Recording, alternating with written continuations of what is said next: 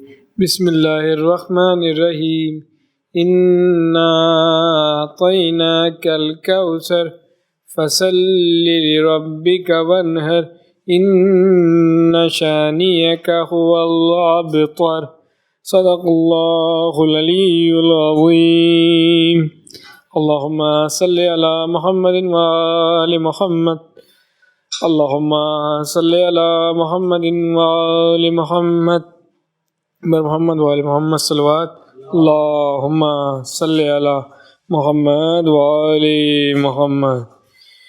اس لیے مشک کو ہم چوم رہے ہیں عباس، اس لیے مشک کو ہم چوم رہے ہیں عباس، بارہاں اس پہ تیرے ہاتھ لگے ہیں عباس، بارہاں اس پہ تیرے ہاتھ لگے ہیں عباس، ہم تیرے در سے کبھی دور نہیں جا سکتے، ہم تیرے در سے کبھی دور نہیں جا سکتے، اپنے ٹوٹے ہوئے دل تجھ سے جڑے ہیں عباس، اپنے ٹوٹے ہوئے دل تجھ سے جڑے ہیں عباس، اس لیے مشک کو ہم چوم رہے ہیں عباس، لگ گئی ہے تیرے پرچم کی ہوائیں شاید، لگ گئی ہے تیرے پرچم کی ہوائیں شاید، ہم بھی فطر اس کی طرح اڑنے لگے ہیں عباس، ہم بھی فطر اس کی طرح اڑنے لگے ہیں عباس، اس لیے مشک کو ہم چوم رہے ہیں عباس، بنی ہاشم کے قمر ایک جھلک دکھلا دے، بنی ہاشم کے قمر ایک جھلک دکھلا دے، منتظر لوگ قطاروں میں لگے ہیں عباس،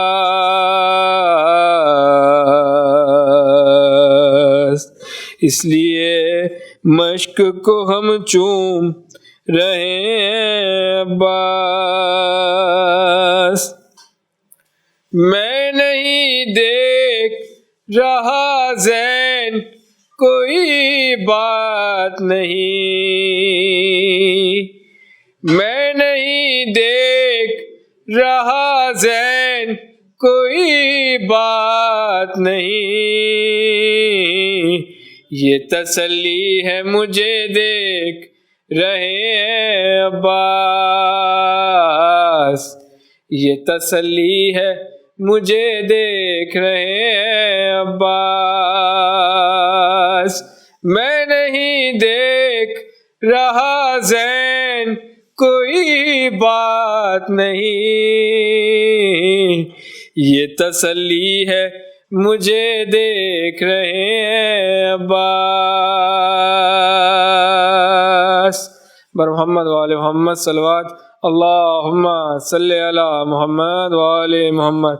میں گزارش کروں گا مولانا سے کہ وہ آئیں اور درس خطاب فرمائیں۔ اعوذ باللہ من الشیطان الرجیم، بسم اللہ الرحمن الرحیم، لا حول ولا قوة الا باللہ العلی العظیم، حسبنا اللہ ونعم الوکیل، نعم المولا ونعم النصیر، وبہ نستعین وہو خیر ناصر ومعین، والصلاة والسلام علی اشرف الانبیاء والمرسلین، حبیب الہ العالمین ابی القاسم محمد، اللہم صلی علی محمد وآل محمد وعلی آلہ الطیبین الطاہرین المعصومین المظلومین، واللعنۃ الدائمۃ علی اعدائہم اجمعین۔ امامت کے لیکچرز کے سلسلے میں یہ ہماری دوسری گفتگو ہے تسلسل میں، جو آپ کی خدمت میں پہنچ رہی ہے۔ پھر سے ایک تھوڑی سی تمہید سے بات کو آج شروع کرتے ہیں کہ امامت اتنی زیادہ امپورٹنس کیوں رکھتی ہے کہ اس کو اصول دین میں شامل کیا جائے. یعنی اصول دین میں تو وہ بات شامل ہونی چاہیے نا جو توحید کے لیول کی ہے, جو نبوت. جب اصول دین یہ ہیں اور اصول دین میں قیامت بھی شامل ہے, تو امامت کی اتنی امپورٹنس ہے کہ اصول دین میں اس کو ذکر کیا جائے. جی ہاں, اس لیے کہ سورہ مائدہ کی آیت ہے وَإِن لَّمْ تَفْعَلْ فَمَا بَلَّغْتَ رِسَالَتَهُ یا ایھا الرسول بلغ ما انزل الیک من ربک, آپ پہنچا دیجئے جو آپ کے رب کی جانب سے نازل ہو چکا ہے. اچھا, اب اس میں بہت زیادہ اس وقت اہل سنت کے حوالوں کی طرف نہیں جاؤں گا کہ غدیر کے سلسلے میں کس کتاب میں جلد نمبر یہ, صفحہ نمبر یہ, وہ آج کل آپ کے پاس سوشل میڈیا پہ سب موجود ہے, وہ آپ خود بھی سرچ کر سکتے ہیں. میں خالی آپ کو اس کا ایک تھیم اور اس کی اکیڈمک ریزن بتا رہا ہوں کہ اس آیت میں جب اللہ سبحانہ وتعالیٰ نے کہا کہ آپ پہنچا دیجئے جو آپ کے رب کی جانب سے نازل ہو چکا ہے, اور غدیر میں مولا علی علیہ السلام کی ولایت کا اور مولائیت کا اعلان کیا گیا. کتنے ہی علماء اہل سنت اب اس کو بیان کر چکے ہیں. ڈاکٹر طاہر القادری صاحب نے کتاب بھی لکھی ہے, اور وہ کتاب السیف الجلی علی منکر ولایت علی, کہ کاری تلوار اس پر کہ جو علی ابن ابی طالب علیہ السلام کی ولایت کا منکر ہے. اس کا مطلب ہے کہ مولا علی کی ولایت کو بہرحال علماء اہل سنت کا بھی ایک طبقہ بڑا قبول کرتا ہے. آگے اللہ سبحانہ وتعالیٰ نے اس آیت میں کہا کہ وَإِن لَّمْ تَفْعَلْ فَمَا بَلَّغْتَ رِسَالَتَهُ, اگر آپ نے یہ نہیں پہنچایا تو رسالت کا کوئی کام ہی انجام نہیں دیا. اس سے خود یہ ثابت ہوتا ہے کہ جب اللہ سبحانہ وتعالیٰ اپنے حبیب سے یہ کہہ رہا ہے کہ اگر آپ نے یہ نہیں پہنچایا تو کوئی کام ہی نہیں کیا, تو وہ چیز کتنی زیادہ اہم ہوگی کہ اللہ اپنے حبیب سے اس انداز سے گفتگو کرے. تو ہم اور آپ کیا ہیں پھر اگر اس کو ہم نے نہ مانا؟ اس کا مطلب ہے کہ ہم نے دین میں کوئی کام ہی انجام نہیں دیا, سب کچھ ختم ہو جائے گا. اللہ سبحانہ وتعالیٰ اپنے حبیب سے اس بارے میں کوئی تکلف بھی نہیں کر رہا, کہہ رہے فَإِن لَّمْ تَفْعَلْ فَمَا بَلَّغْتَ رِسَالَتَهُ. تو ایک بات تو یہ کہ یہ سمجھ میں آیا کہ امامت اصول دین میں کیوں شامل ہے, بلکہ در حقیقت ہر حجت کو ماننا اصول دین میں شامل ہے. اور یہ اللہ نے پتہ ہے کب اسٹیبلش کیا ہے؟ سب سے پہلے جب آدم علیہ السلام کی خلقت ہو رہی ہے نا, تو شیطان کی مثال اللہ نے کیوں دی ہے بار بار قرآن میں؟ مجھے بتائیے گا. جو شیطان نے سجدہ نہیں کیا, سارے فرشتوں نے سجدہ کیا حضرت آدم علیہ السلام کو اللہ کے حکم سے. یہ واقعہ کوئی زمین پر پیش آیا تھا؟ ابھی تو زمین پر آئی نہیں حضرت آدم علیہ السلام. تو اللہ تعالیٰ نے قرآن میں اس کا کیوں ذکر کیا بار بار؟ ہزاروں سال پہلے کا ایک واقعہ ہے. اللہ جانے زمین کی بھی حضرت آدم علیہ السلام کی آمد سے کتنے ہزاروں سال پہلے کی کب کی بات ہے. اللہ قرآن میں ہمارے لیے اس لیے ذکر کر رہا ہے کہ اگر شیطان اس نے ایک حجت کو نہیں مانا تھا, اللہ نے اس کو جو ابلیس تھا اس وقت شیطان بنا دیا. یعنی 6000 سال کی عبادت مولا علی علیہ السلام کے فرمان کے مطابق شیطان نے 6000 سال عبادت کی تھی. تو ہماری اور آپ کی عبادتوں کی حیثیت کیا ہے؟ 10 20 15 سالوں کی عبادت کی, 20 25 60 70 100 سال کی عبادت. 6000 سال کی عبادت بھی, یعنی لفظ بدل رہا ہوں, 6000 سال کے فروع دین بھی باطل ہو جائیں گے اگر اصول دین میں حجت کو نہیں مانا. تو واضح ہو گیا آپ کے لیے کہ امامت کو اصول دین میں کیوں رکھا گیا ہے. یہ پہلے سے اللہ سبحانہ وتعالیٰ نے اسٹیبلش کر لیا. تو پتہ چلا حجت کو ماننا اس الیکٹرک سپلائی کی طرح ہے کہ جس سے سارے فانوس روشن ہو سکے, جس سے آپ کی نماز روشن ہو سکے, جس سے آپ کا روزہ روشن ہو سکے, جس سے آپ کی عبادتیں اس میں نور آ سکے, ورنہ سب بے نور ہو جائے گا. حتیٰ یہ کہ اگر حجت کو نہ مانا تو توحید کا عقیدہ بھی طاغوت میں بدل جائے گا, جہاد فساد میں بدل جائے گا, حج بھی کجروی کا شکار ہو جائے گا, روزہ فاقہ ہو جائے گا. اور اس سلسلے میں حدیث بھی ہے کہ من مات ولم یعرف امام زمانہ مات میتۃ جاہلیہ, جو مر جائے اور زمانے کے امام کی معرفت نہ رکھے. گزشتہ درس کہاں ختم ہوا تھا؟ مودت اجر رسالت ہے. مودت سے پہلے معرفت, تو معرفت ہوگی تو مودت, مودت ہوگی تو اطاعت. آج اسی پر درس ہے پورا انشاءاللہ. تو جو زمانے کے امام کی معرفت نہ رکھے وہ مات میتۃ جاہلیہ. علماء اہل سنت نے بھی اس حدیث کو لکھا ہوا ہے اپنے اپنی کتابوں کے حوالے سے. میں نے عرض کیا کہ میرا اس وقت ان لیکچرز میں یہ ہماری بنا نہیں ہے اس بات پر کہ میں آپ کے سامنے جلد نمبر یہ، صفحہ نمبر یہ، اس لیے کہ یہ بہت کچھ سوشل میڈیا پہ مواد آلریڈی اویلیبل ہے. میں خالی آپ کو ایک تھیم دینا چاہ رہا ہوں، ایک اسٹریم، ہم اس پہ چلیں آگے، پاتھ وے بن جائے. تو جاہلیت کی موت مرے گا وہ جس نے اپنے زمانے کے امام کی معرفت نہ رکھی، وہ جاہلیت کی موت مرے گا. اس کا مطلب ہے کہ امامت اتنی امپورٹنٹ ہے کہ جو اس کو نہ مانے جاہلیت کی موت مرے گا. تو پھر اصول دین میں ہونا چاہیے نا، امامت فروع دین میں نہیں جا سکتی، پھر اصول دین میں. اسی لیے ایک حدیث وہ ہے کہ جو ہمارے پاس توحید کے لیے بھی ہے اور امامت کے لیے بھی سیم حدیث قدسی، اللہ کا کلام، کلمۃ لا الہ الا اللہ حصنی، لا الہ الا اللہ میرا قلعہ ہے، اللہ کہتا ہے. فمن دخل حصنی امن من عذابی، جو اس قلعے میں داخل ہوا ہر عذاب سے محفوظ ہو گیا. لا الہ الا اللہ بھی قلعہ ہے، اور حدیث میں فرمایا ولایت علی بن ابی طالب حصنی، علی بن ابی طالب علیہ السلام کی ولایت بھی قلعہ ہے. سیم حدیث. اگر آپ کل کے درس سے، گزشتہ درس سے اس کو جوڑ سکیں، اجر رسالت قربہ کی مودت ہے، اور اجر رسالت اللہ کے راستے پہ چلنا ہے، یعنی دونوں میچنگ ہے، ایک ہی بات ہے. اجر رسالت قربہ کی مودت اللہ کے راستے کے بغیر مل نہیں سکتی، اور اللہ کا راستہ قربہ کی مودت کے بغیر مل نہیں سکتا، اس لیے کہ آپس میں کانٹرڈکشن نہیں ہو سکتا، میچنگ ہے.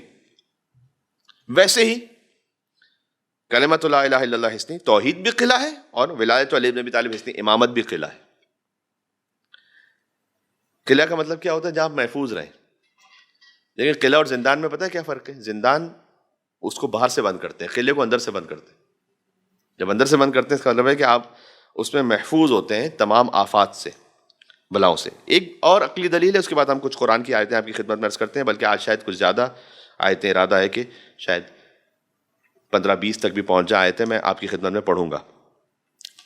ایک اور عقلی دلیل امامت کے سلسلے میں، ہمارے وجود میں اللہ نے جو کچھ رکھا ہے نا، اس کا جواب، وہ ریکوائرمنٹ پوری ہونا، وہ خارج میں ہونا چاہیے، ورنہ ہمارے وجود میں جو اللہ نے رکھا ہے نا وہ عبث ہو جائے گا. مثلا اللہ نے آنکھیں دی، اللہ کا شکر ہے. دیکھنے کی کوئی چیز ہو تب آنکھیں دی نا، کچھ ہوتا ہی نہیں دنیا میں دیکھنے کے لیے، تو اس آنکھوں کی ضرورت کیا ہوتی؟ آنکھیں دینا یہ بتلا رہا ہے کہ کچھ ہے اس زمین و آسمان میں دیکھنے کے لیے، ورنہ یہ لغو ہو جاتا. کان دیے ہیں سننے کے لیے، اگر اللہ کان دیتا لیکن سننے کے لیے کوئی آواز ہی نہیں ہوتی تو یہ لغو ہو جاتا نا. جو کچھ اللہ نے ہمیں دیا ہے اس کا کنیکشن کہیں نہ کہیں باہر سے موجود ہے، ورنہ یہ اللہ کی عطا کردہ یہ شاید لغو ہو جائے گی. زبان دی ہے اگر ذائقہ چکھنے کے لیے تو ذائقہ ہونا چاہیے نا، جس سے زبان آپ چکھ سکیں. کوئی ذائقے کا وجود ہی نہیں ہوتا تو زبان میں اگر چکھنے کی صلاحیت ہوتی بھی تو اس کا کیا فائدہ رہ جاتا کہ ذائقے کا وجود ہی نہیں ہوتا. اللہ رکھتا ہی نہیں کسی ذائقے کو. جو کچھ اللہ نے ہمارے وجود میں دیا ہے اس کا کنیکشن کسی نہ کسی باہر کی چیز کے ساتھ ہے. ٹھیک. سوال، جیسے آپ کو یہ آنکھوں کے بارے میں بات سمجھ میں آ گئی، کان کے بارے میں بات سمجھ میں آ گئی، زبان کے بارے میں بات سمجھ میں آ گئی. سوال، ہر انسان میں پرفیکشن کی خواہش ہے یا نہیں ہے؟ میں کمال تک پہنچوں، پرفیکٹ بن جاؤں، فطری خواہش ہے یا نہیں؟ مجھے بتائیے گا، بغیر کسی مذہب کے، بغیر کسی جگہ کے بات کر رہا ہوں. ہر انسان کی فطرت کی، آپ کہتے ہیں نا فطری خواہش، فطرت کا مطلب پتہ ہے کیا ہے؟ جو ہر زمانے میں ہو، ہر مقام پر ہو، ہر ایج میں ہو، ہر سسٹم میں ہو.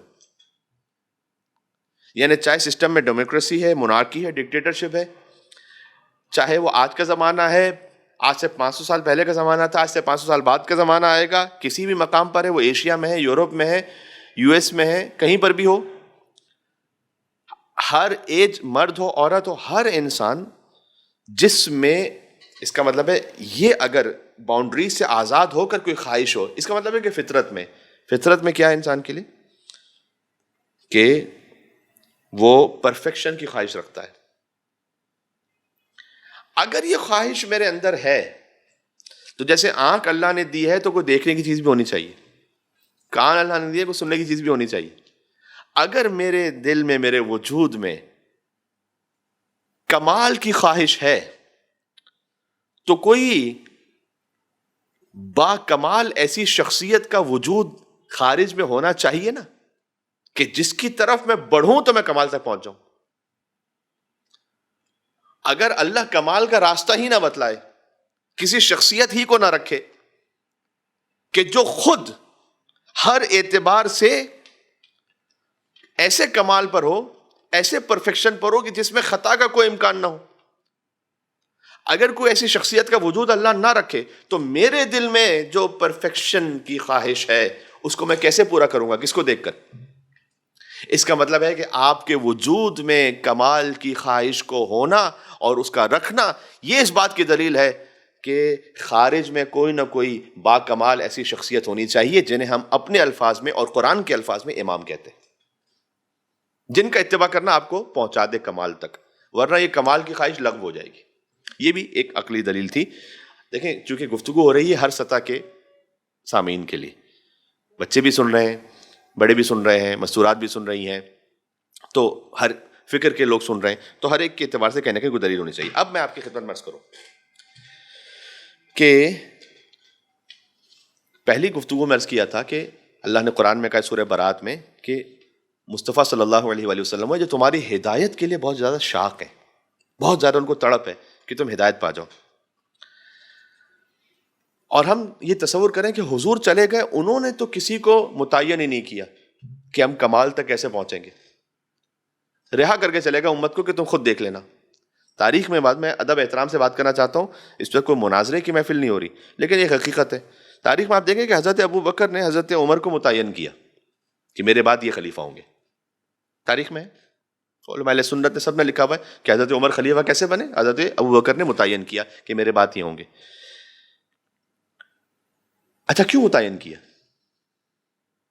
اگر میں اس لینس سے دیکھوں کہ بھئی اگر سوال کیا جائے کہ آپ کے عقیدے کے مطابق کیوں متعین کیا ہوگا، جواب یہی ہوگا کہ حضرت ابو بکر کو فکر تھی امت کی ہدایت کی، تو اپنے بعد کسی کو رسپانسبل بنا کے گئے کہ بھائی ان کو فالو کر لینا۔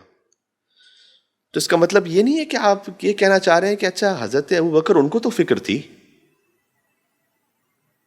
کہ میرے بعد امت کہیں ڈیویٹ نہ ہو جائے تو میں کسی کو متعین کر کے جاؤں، اتنی فکر کیا رسول اللہ کو نہیں تھی کیا؟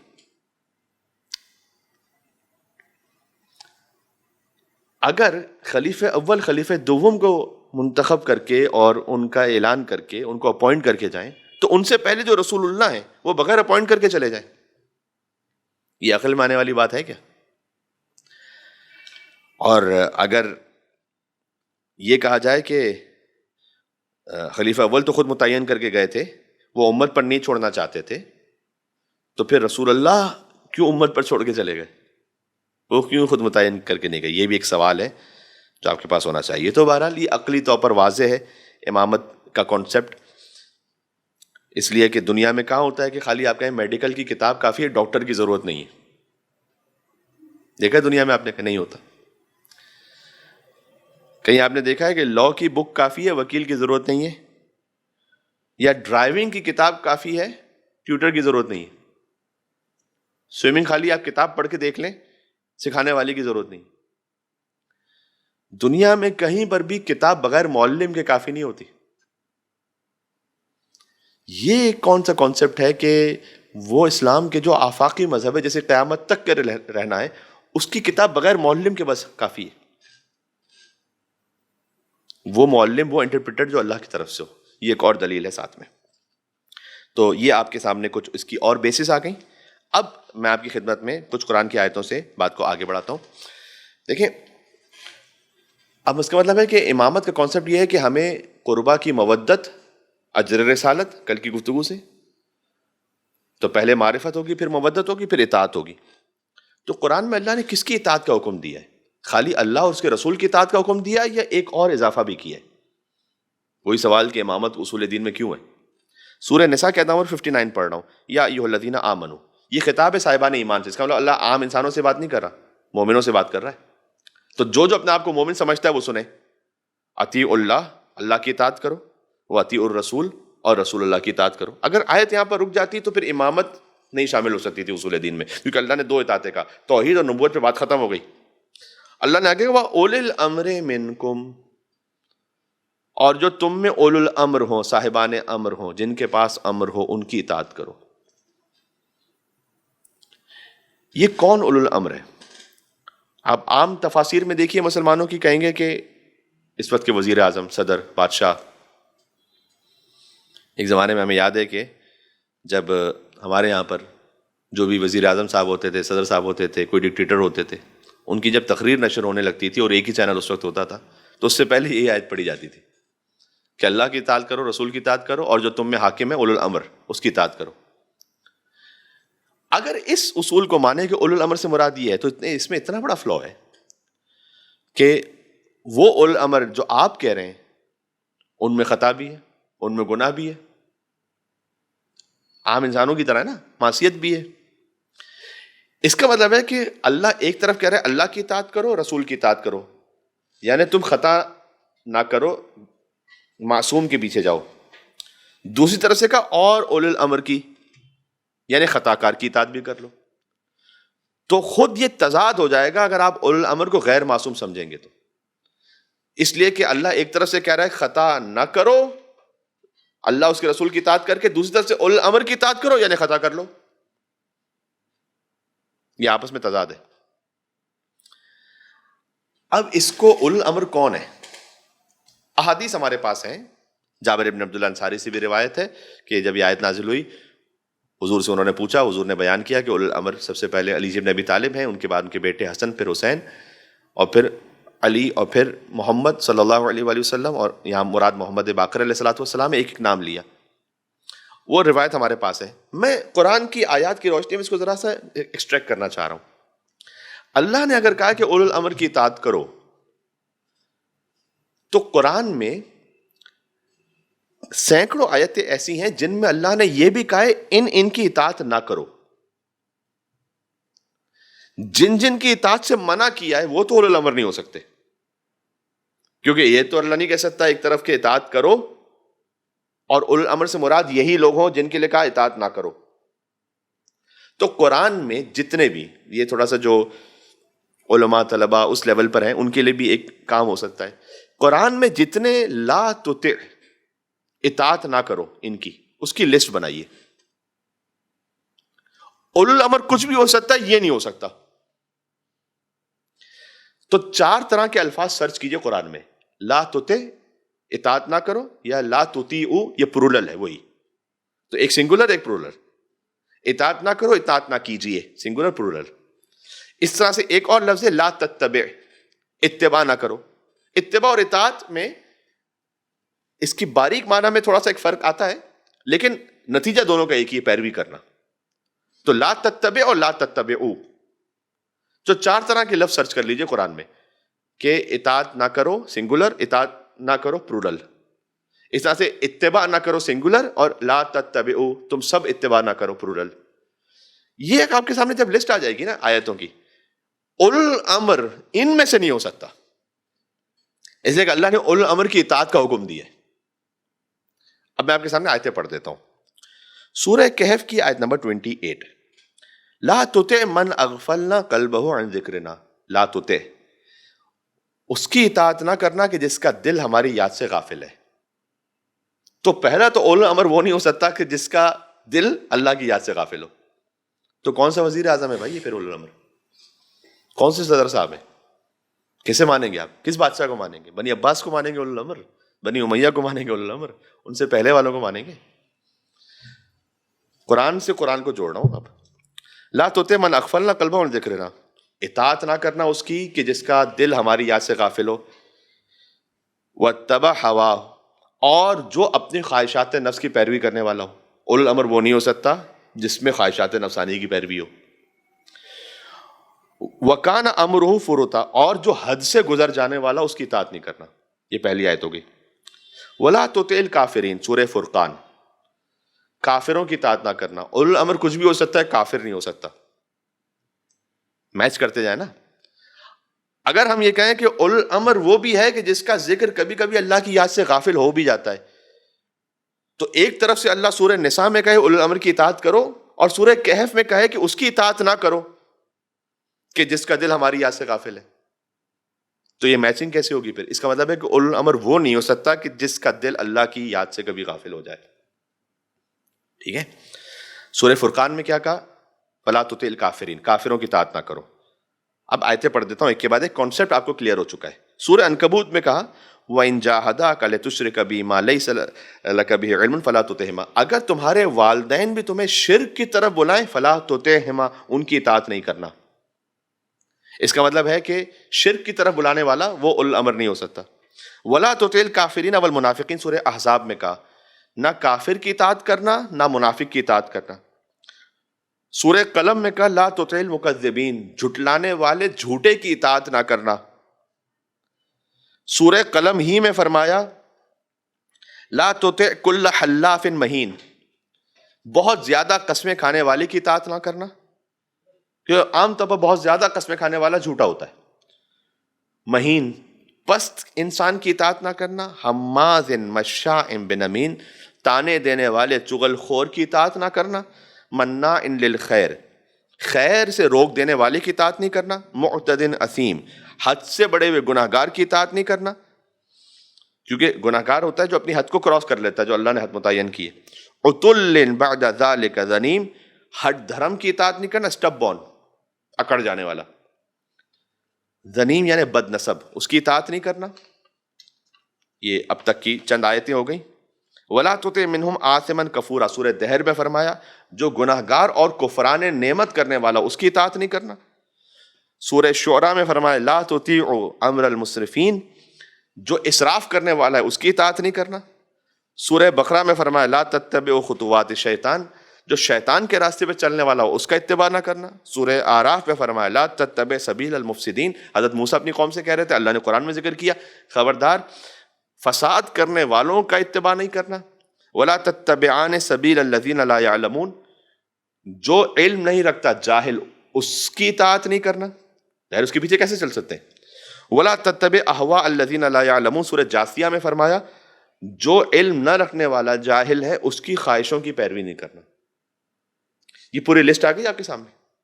اس کو میں ایک ایک لفظ میں بتا دوں. اللہ نے کن کن کی اطاعت سے منع کیا؟ غافل، ہوا و ہوس کی پیروی کرنے والا، حد سے گزرا ہوا، کافر جو شرک کی طرف بلائے اس کی اطاعت نہیں کرنا، منافق اس کی اطاعت نہیں کرنا، جھوٹا اس کی اطاعت نہیں کرنا، بہت زیادہ قسمیں کھانے والا اس کی اطاعت نہیں کرنا، پس فطرت اطاعت نہیں کرنا، تانے دینے والا اطاعت نہیں کرنا، چغل خوری کرنے والا اطاعت نہیں کرنا، خیر کی طرف روکنے والا اطاعت نہیں کرنا، حد کو توڑ دینے والا گناہ گار اطاعت نہیں کرنا، ہٹ دھرم اطاعت نہیں کرنا، بد نسب ہدایت اطاعت نہیں کرنا، کفران نعمت کرنے والا اطاعت نہیں کرنا، اسراف کرنے والا اس کی اطاعت نہیں کرنا، شیطان کے راستے پہ چلانے والا اطاعت نہیں کرنا، فساد کرنے والا اس کی اطاعت نہیں کرنا، جاہل اس کی اطاعت نہیں کرنا. مجھے بتلائیے معصوم کے علاوہ بچا کون؟ معصوم کے علاوہ کون بچا جو اولو الامر میں شامل ہو؟ اطیعوا اللہ و اطیعوا الرسول اولو الامر منکم، اطاعت کرو اللہ کی، اس کے رسول کی اور اولو الامر کی.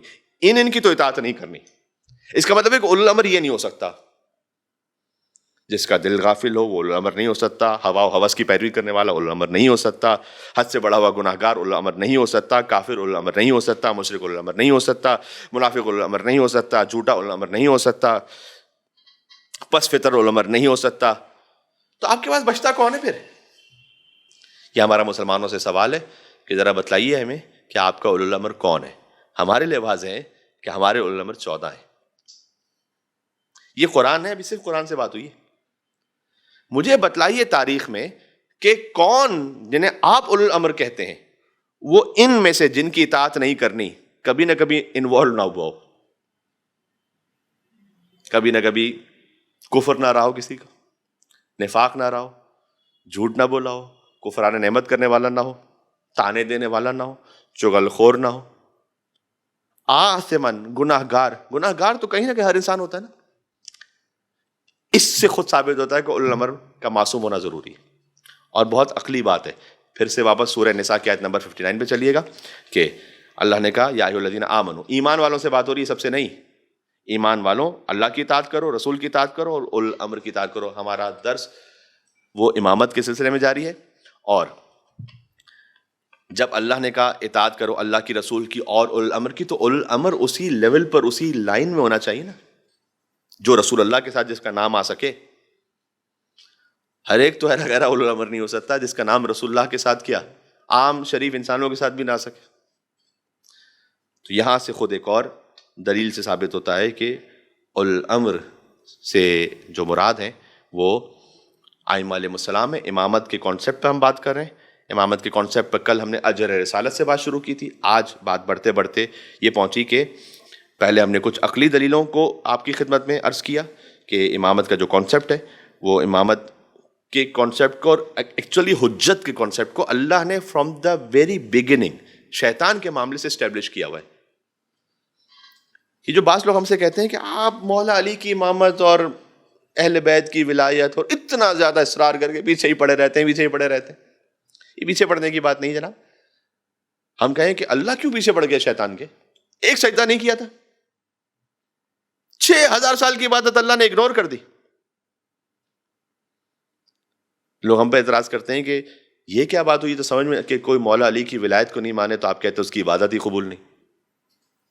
یہ تو سب سے پہلے اللہ نے شیطان کے ساتھ اسٹیبلش کر لیا. جو اپنے زمانے کی حجت کو نہ مانے اللہ اس کی 6000 سال کی عبادت منہ پہ مارتے تھے. اس لیے اس میں کوئی غلو نہیں ہو رہا, یہ کوئی ایگزیجوریشن نہیں ہو رہا کہ ہم نے کوئی بڑھا چڑھا کا عقیدہ پیش کر دیا. یہ سب سے پہلے انسان سے, آدم ابو البشر ہیں, پہلے انسان سے ثابت ہے. ٹھیک ہے, یہ بات آپ کی خدمت میں عرض کی گئی. اس کا مطلب ہے کہ جو شیطان کی نمازیں تھیں وہ کیا ہو گئی, برباد ہو گئی نا. تو یہی تو ہم کہہ رہے ہیں کہ اگر آپ نے حجت کو نہیں مانا تو جہاد فساد ہو جائے گا, حج کجروی ہو جائے گا, نماز اٹھک بیٹھک, روزہ فاقہ, باقی کچھ نہیں رہ جائے گا. ٹھیک ہے.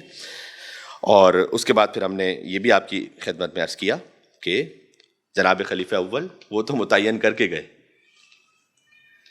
تو ان سے پہلے کیا رسول اللہ کو اتنے دین کی اپنے فکر نہیں تھی کیا؟ آپ ایک ہی دلیل دے سکتے ہیں کہ انہوں نے متعین اس لیے کیا کہ امت کی فکر تھی ان کو, تو رسول اللہ کو فکر نہیں تھی کیا؟ تو کسی نہ کسی کو تو متعین کیا ہوگا, وہ ڈھونڈنا آپ کا کام ہے. ہمارے لیے بڑا واضح ہے کہ غدیر میں متعین کر گئے, اور غدیر میں فائنل اناؤنسمنٹ ہے, اونلی اناؤنسمنٹ نہیں ہے, وہ پہلے سے اناؤنسمنٹ جاری ہے دعوت ذو العشیرہ سے. وہ اگر ہو سکا تو میں آپ کی خدمت میں آگے لیکچرز میں کر دوں گا. اور مزید چونکہ ہمارا موضوع اصول دین قرآن کی روشنی میں, تو کچھ قرآن کی وہ آیات کہ جو یوزولی کم معروف ہیں اہل بیت کے فضائل پر, اس کو بھی کوشش کریں گے. معروف آیتیں تو آپ جانتے ہیں, آئے مباہلہ مثال کے طور پر ماشاء اللہ سے آپ جانتے ہیں, آئے مودت کو ہم نے ڈسکس کر لیا, سورہ کوثر کو آپ جانتے ہیں ماشاء اللہ کہ بی بی فاطمہ سلام اللہ کی شان میں. لیکن کچھ آیتیں اہل بیت علیہ السلام کی شان میں وہ ہیں کہ جو ہمارے شاید جو اہل تشیع سامعین ہیں وہ بھی اتنا زیادہ نہ جانتے ہو. ہم کوشش کریں گے کہ اس کو بھی ڈسکس کریں, کیونکہ رمضان کا مہینہ ہے, قرآن صامت سے بھی جڑیں, قرآن ناطق سے بھی جڑیں. والسلام علیکم ورحمۃ اللہ وبرکاتہ.